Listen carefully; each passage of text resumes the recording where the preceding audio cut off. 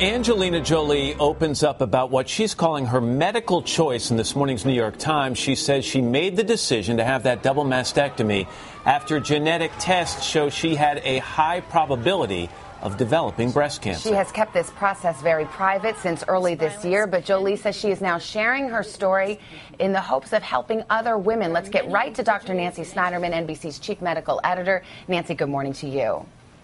Good morning, Savannah. It's estimated that over 450,000 women around the world will die of breast cancer.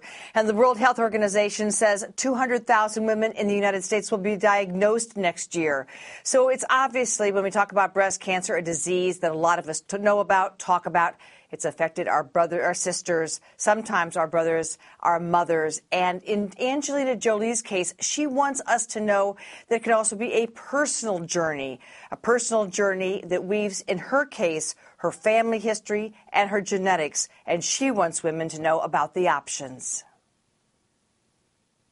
In an op-ed in this morning's New York Times, actress Angelina Jolie writes that she chose to have a double mastectomy to reduce her chance of getting breast cancer. The 37-year-old Oscar-winning actress made the decision after losing her own mother, Marceline Bertrand, to ovarian cancer in 2007. Shortly afterward, Jolie talked to Ann Curry about the loss.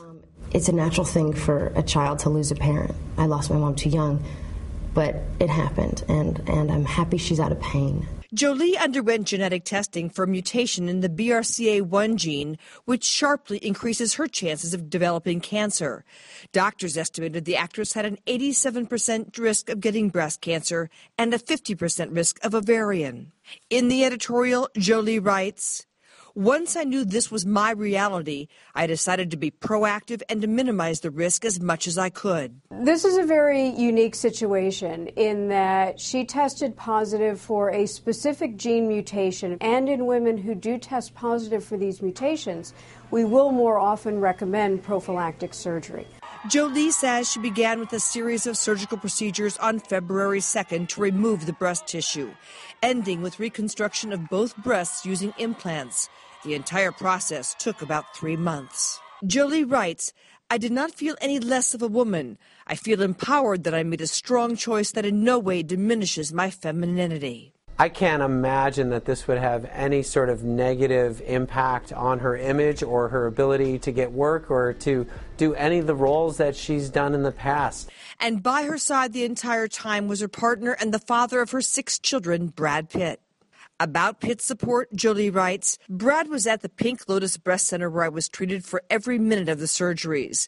We managed to find moments to laugh together. We knew this was the right thing to do for our family and that it would bring us closer, and it has." Most cases of breast cancer are random. Genetic mutations only make up 5 to 8% of all cases of breast cancer. But in this particular case, a specific bad mutation of the BRCA1 gene, in this case for Angelina Jolie, combined with a very strong family history, meant that she had the time to sit down with genetic counselors and determine what was particular in her case and what was her best option. I think, Savannah, in this case, it is the epitome of personalized medicine. And let's put this in perspective, Nancy, because I think you just said it's really about 5 to 8% of the population that may have this gene. But a lot of people watching might think, should I get this testing? And is it practical for them to do so? Because as I understand it, it's quite expensive. It's exactly what I want women to hear, that this is not a random test. Because her mother was diagnosed with ovarian cancer at a very young age, and because she had the means to get this test, which can be $3,000, and then have the right doctors to sit down and counsel her, she could make an informed decision. Ironically, I'm at a conference in California today on just this kind of thing, understanding your genome. And while we start to understand more and more about the genetics of cancer, we're going to be able to tailor screening and then treatment.